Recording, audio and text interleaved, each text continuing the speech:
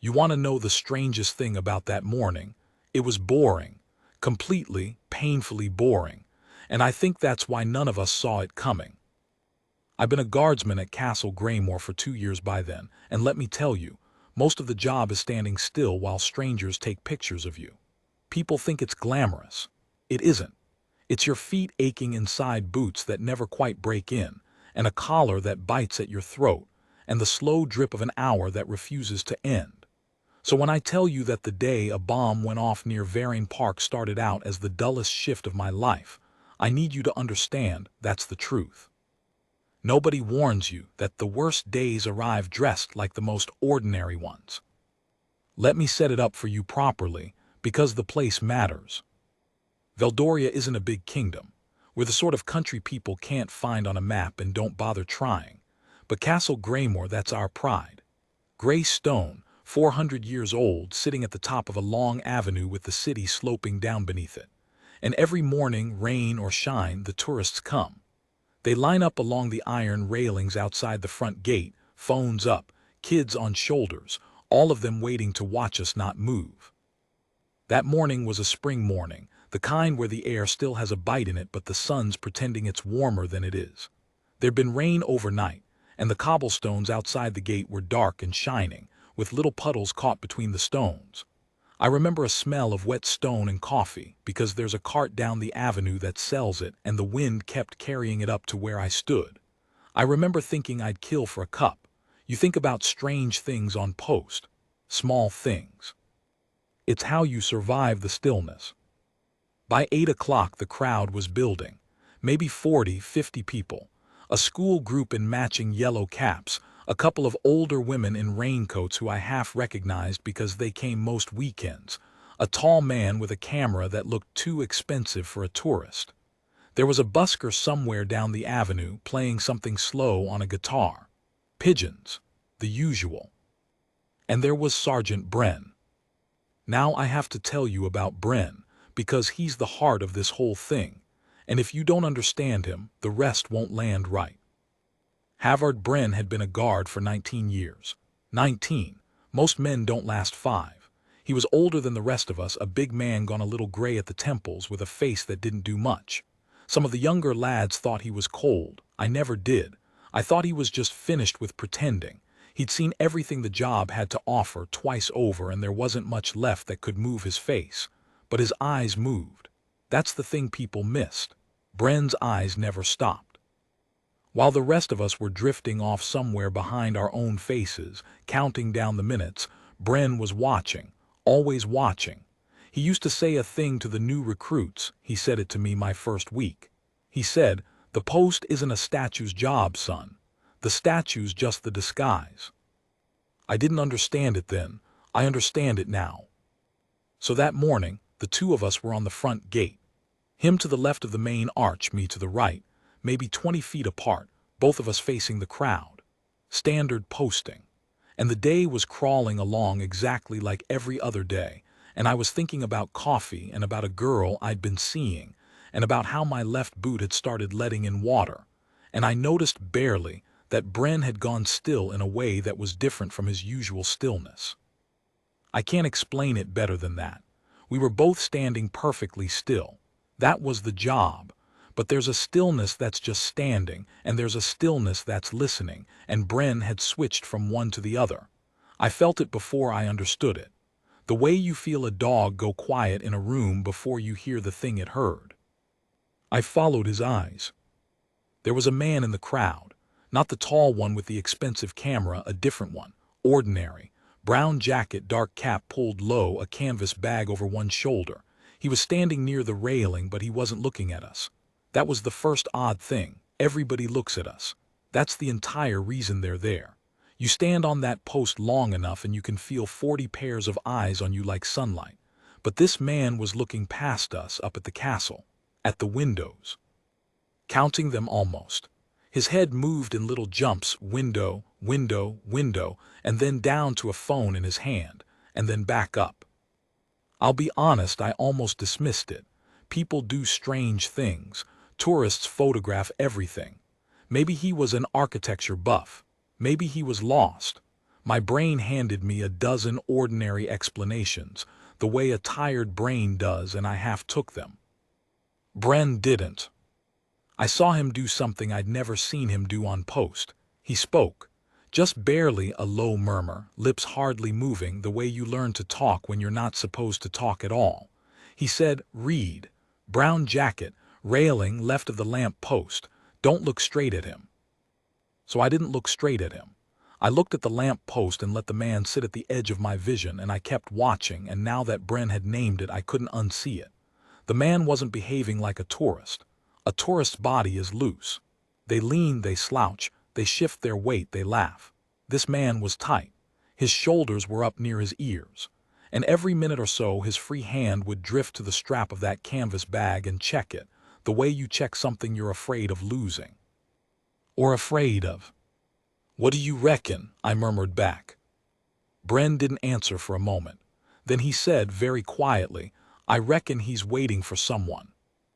And that's when I noticed the second man. He was up the avenue near the coffee cart, and at first I'd taken him for part of the queue. But he wasn't queuing.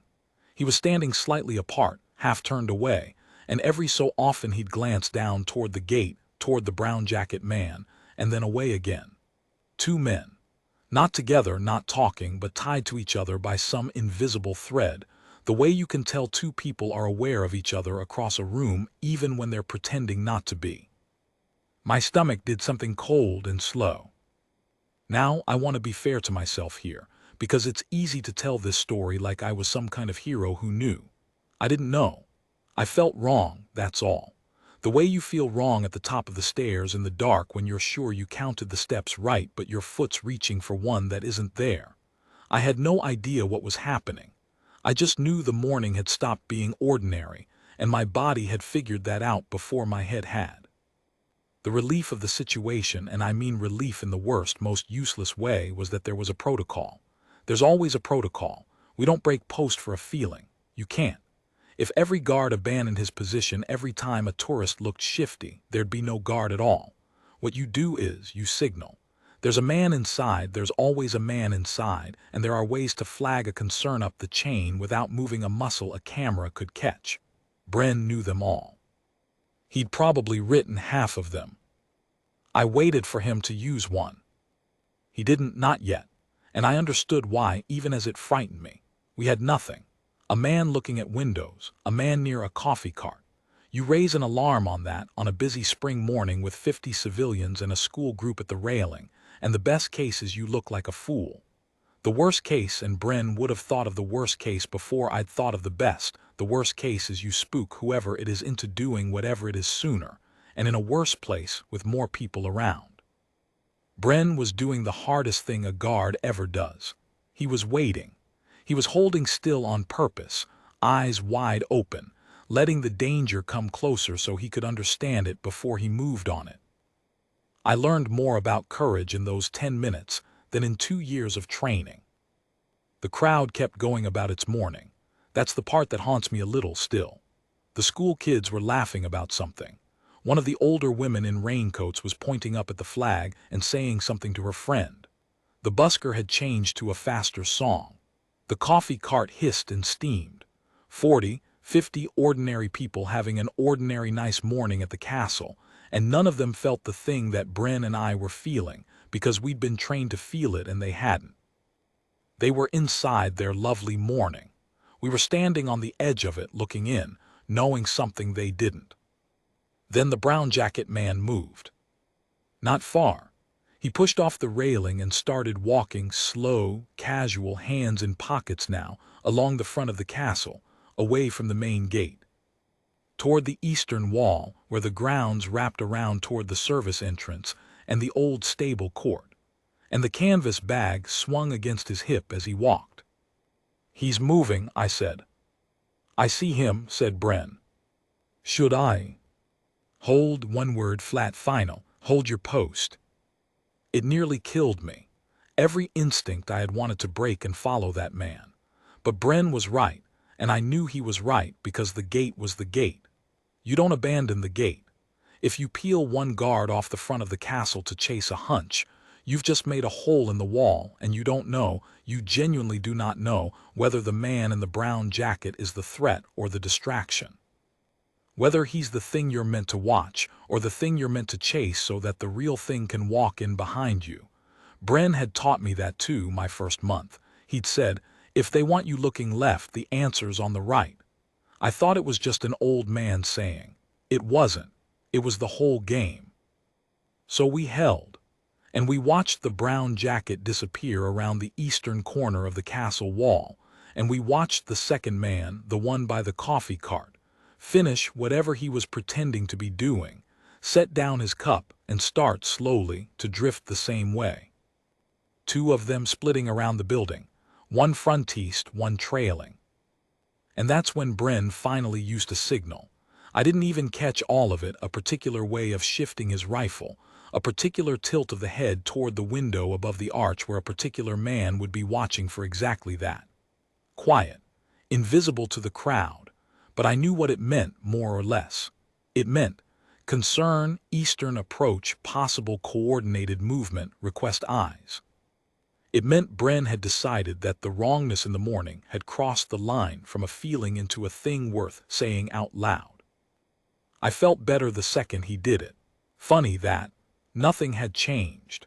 The danger was exactly as large as it had been a moment before, but somebody else knew now, somebody inside, and that's a strange comfort, the knowledge that you're not the only one holding the secret anymore. I didn't feel better for long.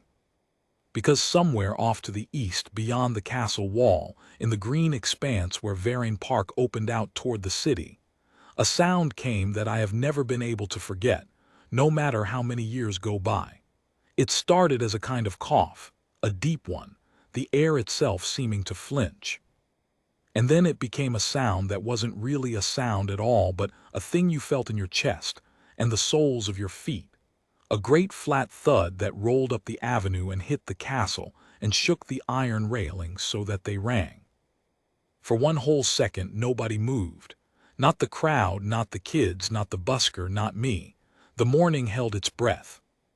Then somewhere a window shattered and a woman screamed, and a flock of pigeons went up off the castle roof all at once, hundreds of them, a gray panic against the pale sky, and the ordinary morning was over and would never come back. Here's a thing nobody tells you about an explosion. In the films, everyone reacts right away, screaming, running, diving for cover. Real life is slower than that and stranger. For 2 or 3 whole seconds after that flat, enormous thud rolled up the avenue, most of the crowd just stood there, frozen, mouths open, like their brains had been handed a thing too big to file, and were sitting there turning it over, going, what was that, what was that, what was? And then it broke all at once. A woman near the railing started screaming, and that was the trigger, because once one person screams, everyone's body believes it. The school kids in the yellow caps scattered like the pigeons had, 2 teachers grabbing for them, voices going high and sharp. The older women in raincoats clutched at each other. The busker's guitar made an ugly clang as he dropped it and ran. People were shoving back from the railing, away from the castle, then changing their minds and shoving the other way, because nobody knew where the danger was, only that there was danger somewhere, and every direction felt wrong. A man fell. Somebody trod on a dropped phone and it cracked. The whole lovely, ordinary morning came apart in about 4 seconds flat and turned into noise and bodies and fear. And in the middle of all of it, Brenn did not move. I want you to picture that because I'll never get it out of my head. 50 people losing their minds, a column of smoke going up over the eastern trees, glass on the cobbles, somebody's child crying, and Sergeant Halvard Brenn standing at his post by the arch, rifle at rest, spine straight, face still as carved stone. Not because he didn't care, because he'd already done the maths. The blast was east, beyond the wall in the park. It wasn't here. And the moment a guard breaks and runs, the crowd reads it as permission to truly panic, and worse, the gate stands open and unwatched.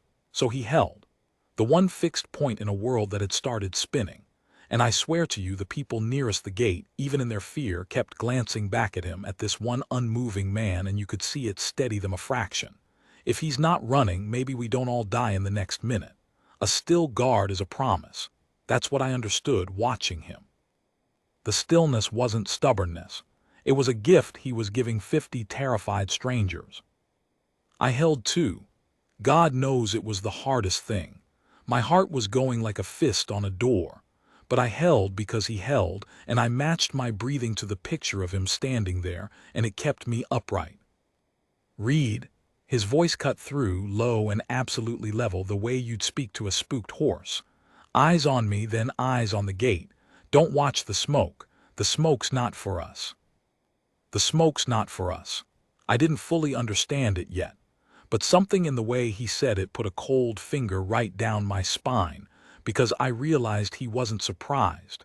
He'd been waiting for the morning to do something, and it had done something, and the something was a long way from where he was still looking. It's the distraction, I said. My own voice came out thin. Isn't it the park? It's... Hold the thought, hold the gate first. Because here's what was happening, and Brenn had seen the shape of it before the echo had even faded. A bomb in Verrane Park, away from the castle, away from the prince, away from anything that mattered. What does it actually do? It doesn't hurt the crown. It can't reach the crown from there. So what's it for? It's for this. This exact thing. 50 people stamping. 2 guards' whole attention dragged east toward the smoke. Every officer inside the castle suddenly on the radio about the park. Eyes on the park. Bodies redirected toward the park. A whole building's worth of attention yanked, in 1 second, toward a fire that was never the point. If they want you looking left, the answer's on the right. And the right, that morning, was the Eastern Service Court, the quiet corner where a man in a brown jacket had wandered off to 10 minutes earlier, with a canvas bag held too carefully against his hip. I felt the whole thing click into place, and it made me feel sick. Brenn, the brown jacket, he went round east before the blast. He's not running from it, he timed it, I know, Brenn said. He's going in. I know, son. And for the first time his voice had something underneath it, not fear, something harder. The question's what for? Now I have to tell you what I didn't know at the time, and only piece together later, because it's the marrow of the whole thing, and you deserve to understand it the way I eventually did. Crown Prince Elias of Veldoria was 26 years old that spring, and he had a problem. Not the kind of problem that makes the papers, the kind that's kept from the papers, which is worse, because kept things grow in the dark. Some years before, when he was younger and stupider and not yet anyone's idea of a future king, Elias had written things.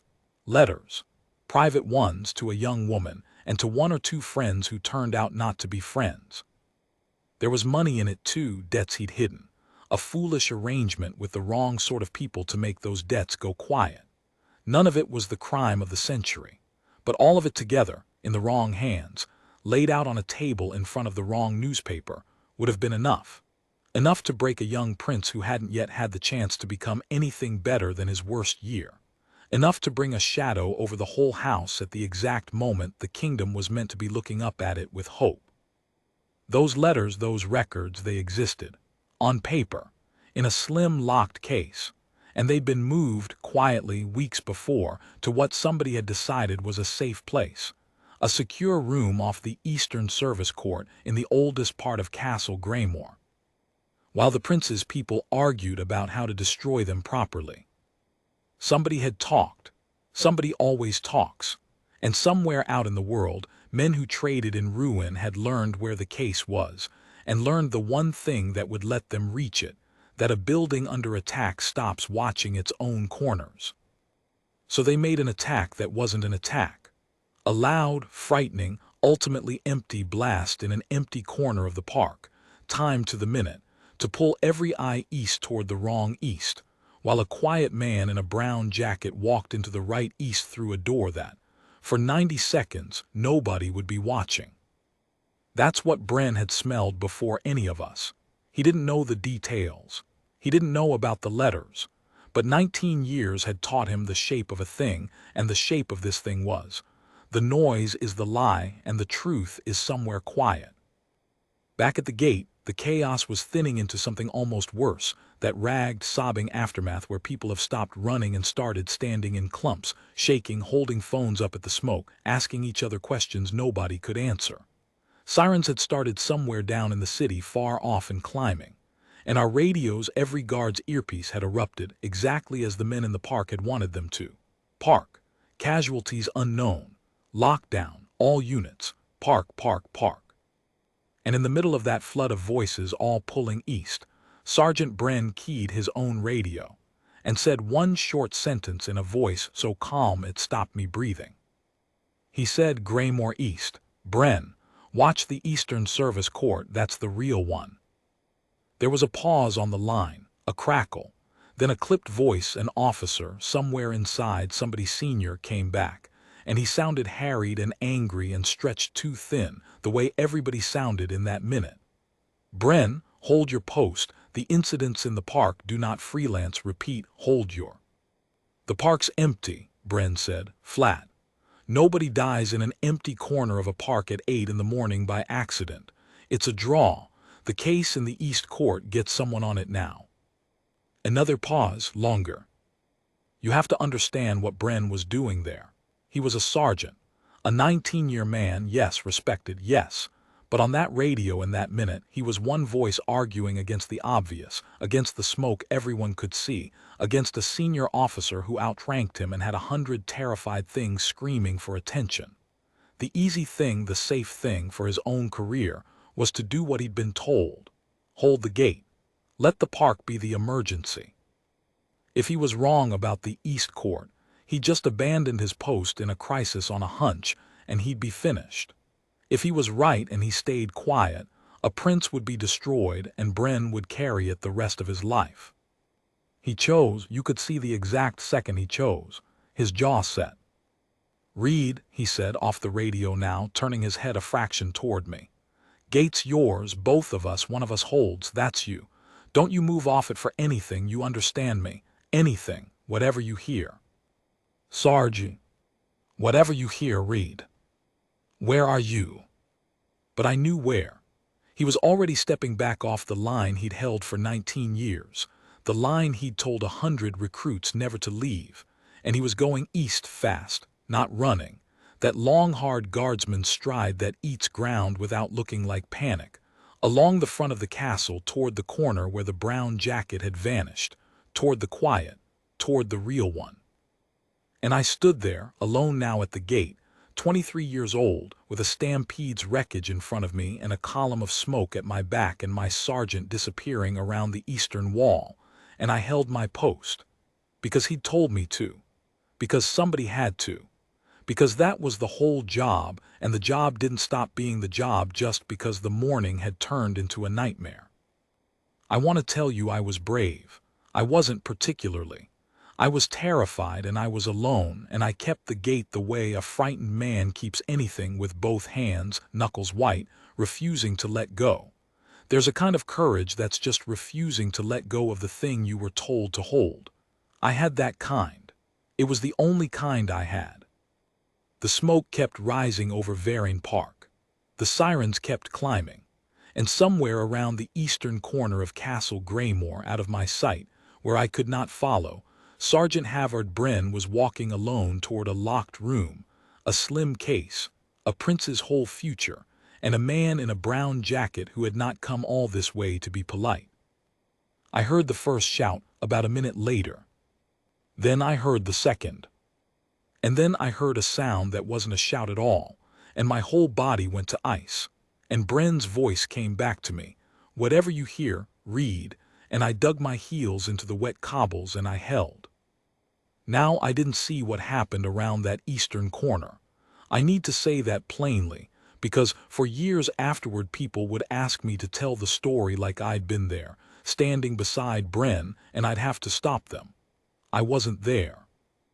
I was at the gate, where he'd nailed my feet to the ground with 4 words, hearing it all come round the wall in pieces, shouts, a crash, that sound that froze me, and putting the rest together later from Brenn himself, and from the man inside who'd finally listened, and from a quiet afternoon weeks on when Brenn told me the whole of it over a drink. he didn't usually let himself have. So this part I tell you the way it was given to me, and I tell it true. When Brenn came round the eastern wall, the service court was empty and still in a way that was its own kind of warning. The chaos was all behind him, all west, all aimed at the park. Here it was quiet. A blackbird was singing on the stable roof, if you can believe that. And the heavy old door to the secure room, a door that should have been shut and locked and watched, stood open. Just slightly. Just enough. He didn't rush it, that was Brenn. Even then, even with everything pressing, he came up on that door the way he came up on everything, slow and certain, reading it. And through the gap he saw the brown jacket man inside, back half turned, crouched over a slim metal case on a table, working at the lock of it with something thin and bright. The canvas bag was open on the floor, and the man was humming, quietly, pleased with himself. Because as far as he knew, it had all gone perfectly. The park had gone up, the building had emptied its attention east, and here he was, alone, 90 seconds from the thing he'd come for. He had no idea that one old guard hadn't looked at the smoke. Brenn stepped in. He didn't shout a warning. He told me later there's no point. A warning just gives a desperate man a head start on his worst idea.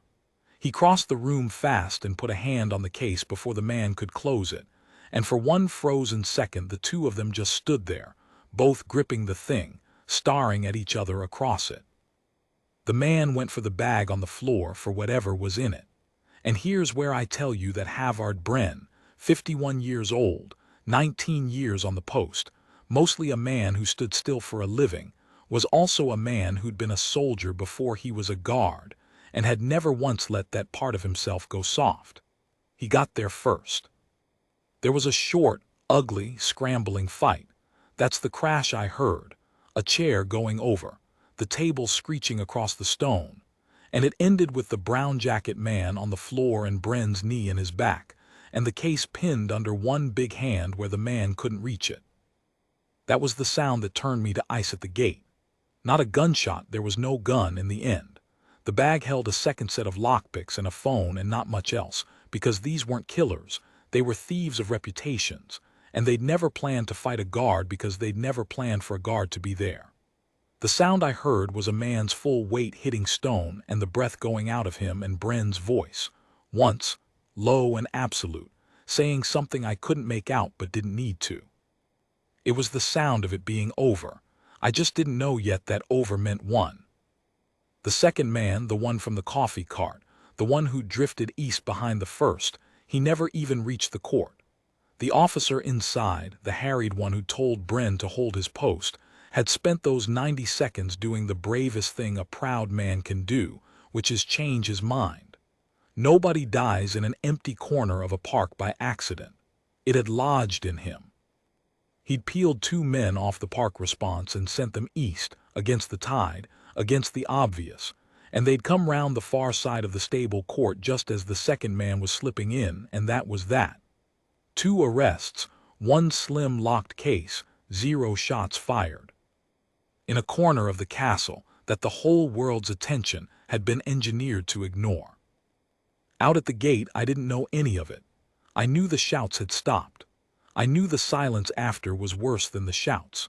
I held, and I was just starting to come apart at the seams when a runner came round the western corner, a young officer, white-faced, half-jogging, and called out to me that it was secure, east was secure, Brenn was up and Brenn was fine. I'm not ashamed to tell you my legs nearly went. I'd held that gate so hard for so long on so little that when the fear finally had somewhere to go it nearly took me down with it. But I didn't let go.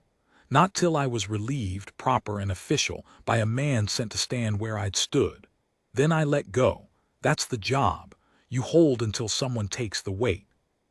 The case, when they opened it later, held exactly what the prince's people had feared: the letters, the records, the foolish young man's whole bad year, laid out neat and waiting to be sold to whoever paid most to break a future king.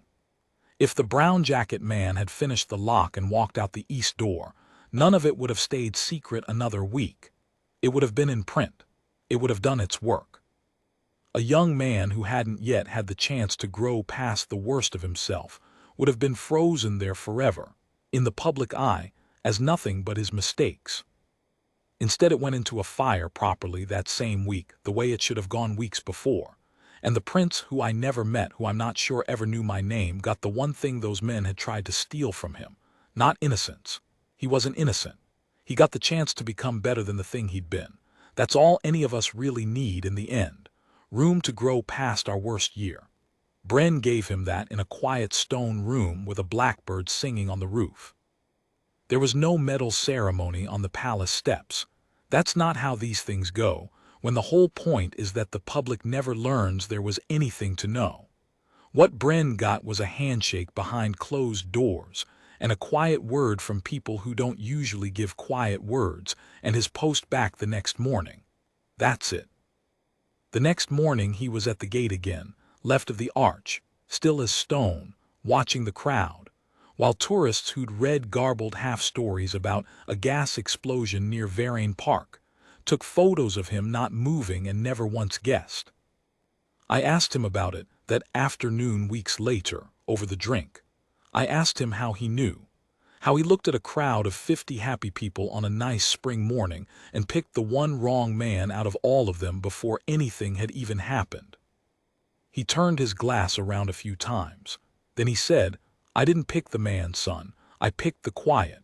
Everybody else that morning was looking at the loud thing, the castle, us, the smoke later. I've spent 19 years learning that the loud thing is never the thing. You watch where the noise isn't. That's where they're hiding what matters." I've thought about that more times than I can count. I left the guard a few years after. Most of us do, eventually, the feet, the cold, the stillness, it wears you down in the end. Brenn stayed. Of course he stayed. Last I heard he'd finally retired, somewhere out past the city where it's green and quiet, which made me smile, because a man who'd spent his whole life watching the quiet had earned the right to finally just live in it. But I'll tell you the thing I carried out of those gates with me, the thing that stayed when the boots and the collar and the aching feet were long gone. That morning, 50 people watched a man stand perfectly still and thought they were looking at nothing. A decoration, a statue in a fancy coat. And the whole time, that still man was the only thing standing between a young prince's whole future and the men who'd come to burn it down. And he did it not by running toward the fire everyone could see, but by holding fast and watching the quiet and trusting one old hard one feeling over the whole loud world telling him he was wrong. The bravest thing I ever saw a man do, he did standing still. And almost nobody ever knew.